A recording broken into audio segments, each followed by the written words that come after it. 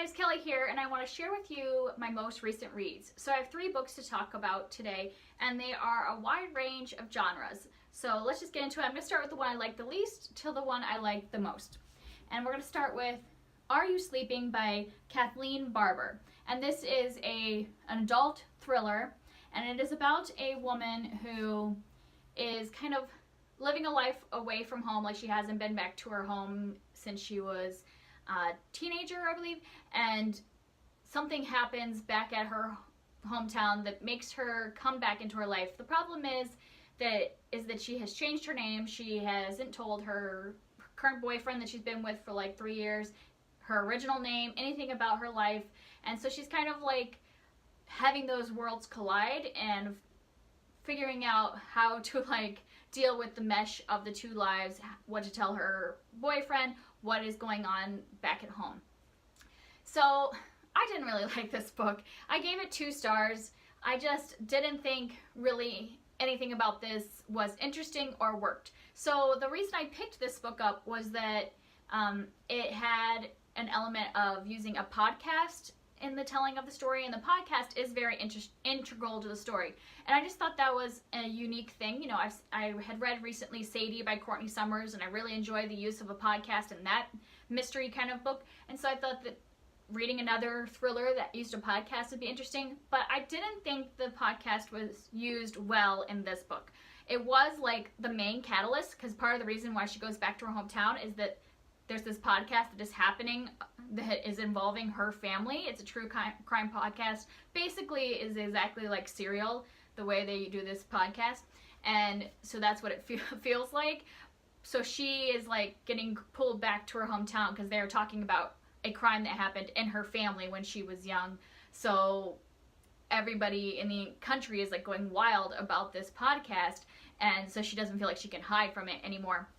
And the podcast at the beginning was really interesting, but as we started going, we got towards the like halfway point, the podcast seemed to start falling off, and then we started to get more just like tweets and Reddit commentary. So there was still like social media stuff in it, but yeah, it was like these big pages of tweets and things like that. Like, don't zoom in on that because you wouldn't want to get any spoilers or anything like that. But so it turned from a podcast to just social media stuff, which I didn't find as interesting, and I just didn't think it was like a clever use of it. It also kind of like the podcast, we were seeing the podcast from the victim's point of view, so like if you are a true crime fan, like a fan of true crime podcasts, it almost like made you feel guilty for enjoying the podcast. So it's kind of like, well, if you're using a podcast to draw people that are fans of podcasts to reading your book, you're basically alienating and insulting all the people that are fans of true crime podcasts. So I just didn't think that she used it in a great way. So that was not a good aspect of it. The other thing was I don't think anything about this was very interesting, and I didn't find it thrilling at all. So even though it's supposed to be a thriller, it kind of was just a basic whodunit. Like, we're going back to this crime that happened when she was younger through this podcast, and they think they got the wrong person. And so basically we're just trying to like discover, was it the wrong person and who was the killer? And it was basic whodunit. I thought it was very obvious throughout the entire book who the killer was. So when it actually like was revealed at the end, it just was like, okay, yeah, that's kind of what I thought. And it just wasn't surprising, any of it. Like, there was no like thrilling parts along the way. There was no red herrings. There were no twists. There were nothing. It was just like about her family and her keeping secrets from people. And the reason, and the other part I didn't like was the reason that she changed her name and the reason she left her town and like basically hates her sister just seemed really contrived and like dumb, if you ask me. Like, why like it just seemed like when we finally found out why she left, I'm like, that is not a good enough reason to me to give up your name and your other family that you love just because you're like mad about one thing. And like, I don't know, I just thought that it was like she really wanted to write a book that involved a podcast and use this unique part of it, but then like didn't really have a good story to put it into, and then also did not use the podcast in a very good way either. So I just didn't find much of this book I enjoyed. I gave it 2 stars instead of 1 because I liked that she used a podcast. Like, I thought that was an interesting part.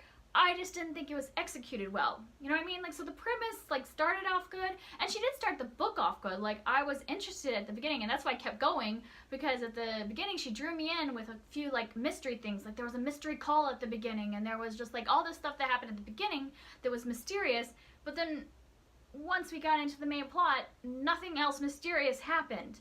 So it's like she tricked me. She pulled me in with this unique stuff, and then didn't follow through at all throughout the book. I just thought it was like boring. So I would not recommend this.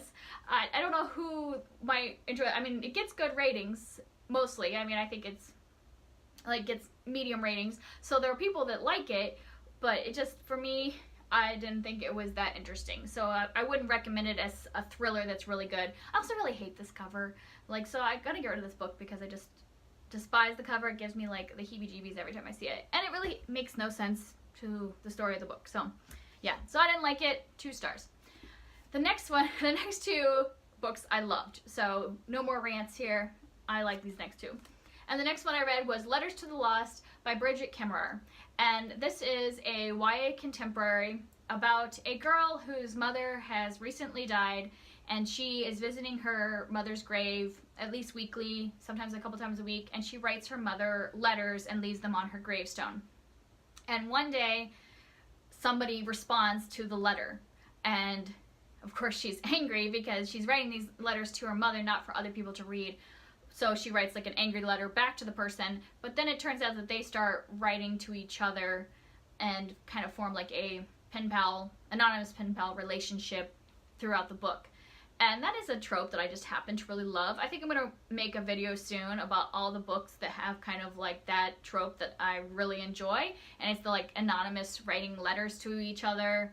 And we as a reader pretty much, like this one we know who both of the letter writers are. And we're just like seeing their relationship play out in letters. And I just really enjoy that. I really liked the relationship that the 2 main characters built through that letter writing. The other thing about this one is that even though there is like a little bit of a romance aspect, like they start to kind of fall for each other in the letters and stuff like that, that even though that's a catalyst for the plot and is, you know, webbed throughout the book, I didn't feel like the romance was the main theme. I thought that the main theme of this book was about grief. Both of the people that are writing the letters have had a traumatic grief experience, and so they are learning to share that with each other, and, you know, seeing that you might not ever get over a death of a loved one. Like, that's just not how grief works, but that you can, like, help each other and support each other in your grief and the different stages and all that. So I thought the way they handled grief in teenagers was really excellent. There was also a lot of family issues from both main characters that was compelling and interesting to read. And then the thing that I loved the most about this book, and the reason I'm going to pick up the companion novel, is that there is an excellent male friendship. Like the 2 teenage, there's the other main character is a teenage boy named Declan, and his relationship with his best friend Rev is just one of the most amazing friendships I've ever read about. And you don't always read stories about young male friendships that are just so supportive and amazing. I just thought their friendship was like complete friendship goals. Like, it was amazing. I loved their friendship and want to continue. The next story is from Rev's point of view, so I would like to continue just to see their friendship again. I thought it was great. Really well done. There's also a female friendship, like the girl, she has a best friend, but I thought that there was so much more focus on the male friendship, and it was excellent. So I really loved almost everything about this, so I gave it 5 stars. I just thought it was a well done book about grief and family and friendship and a little bit of romance. So I would recommend it to anybody that likes that in a YA contemporary that has a little more than just the basic, that it really dives into more issues. And then the last one is Mistborn, The Final Empire by Brandon Sanderson. And this is the first book in the Mistborn trilogy, the original Mistborn trilogy. And whenever I heard this book described, I always just heard them basically saying that it is about a world where the bad guy won. And that's kind of what it starts out as. This is a world where centuries ago, the Lord Ruler defeated the Deepness, I think that's what it's called, and became the ruler of the world.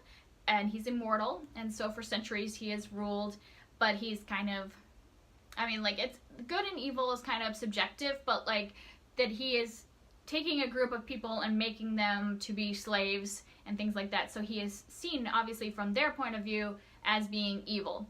And so a group from those slaves wants to like rebel and take down the immortal ruler.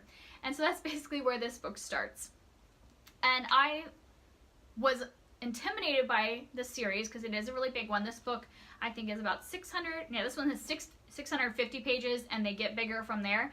So I was intimidated by the size. I was also intimidated because this is adult, high fantasy, and so whenever I think of that, I think, oh, it's gonna have like a million names, all these like foreign like cities and kingdoms, you know, that aren't taking place on Earth. So I would have a hard time like catching up and like understanding.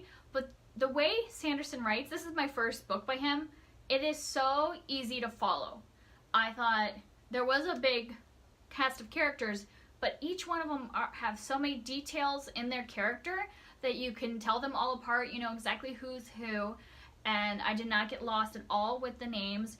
And also like the world, I feel like he takes so much time to explain every element that I was completely submerged, and I knew what was happening, where we were. But at the same time, it was not exposition heavy, in my opinion. Like, he was explaining, but doing it through action. So like when we're learning about the magic system, he is actually like, the first time we learn about the magic system, he's fighting a whole group of people, and so he's using the magic to fight, and so we're learning about each of the magical powers through the fighting. So it was like we're getting action and exposition at the same time, which, come on people, that's the way to do it. That is what is interesting. I hate it when I pick up a fantasy book and we spend the entire first 100 pages just laying out what the magic system is in the world and the characters, and there's nothing happening.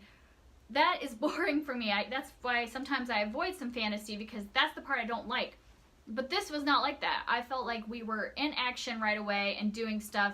And not that every single moment of this is action-packed, because there were like moments of some more exposition, but it wasn't like the entire first half we're learning about the world and then we get to the action. It's interspersed without, and I loved it. 5 stars. I'm gonna start the second book today, so definitely continuing. Loved it. And some of the, I don't want to keep going on forever. I'll just say some of the things I loved was I thought each of the characters was just amazing, to the point where I love every single character in this book, even like the bad ones, just because we got to know them. They are so like 3D, like have like full descriptions and feel like real people, so I just connected and like feel like I understand who these people are. I really enjoyed the magic system and the way it works. It was amazing. And I just love this idea of, you know, the little people like trying to fight against the big empire. So that's always a good time. And it has a little bit of the Ocean's 11 vibe too, like just like a band of people brought together with different strengths to fight. So it just had everything that I loved. And I didn't expect, I mean, I know this is like a well-loved book, but it's just not my genre, so I didn't expect necessarily to love it, and I did. 5 stars, I loved it. So even if you're not somebody that is a super fantasy person, like I am, I would say give this a try. Give this one, especially this series. My husband's read his other series, the Stormlight Archives, and he said it's better to start with this one if you're not a normal fantasy fan, because the other one he said is very intricate and overly detailed and has like tons of names, and that it's great for somebody that is already a fantasy fan, but that this one's a good one to start with if you're new to fantasy and want to like get into high fantasy but don't want to be overwhelmed. So I would recommend it for those people, and if you're a fantasy fan too. Everybody that I've seen loves it, so give it a try if you've been putting off reading Sanderson. And those are my books. If you've read any of those, I'd love to talk to them down below, and see you next time. Bye!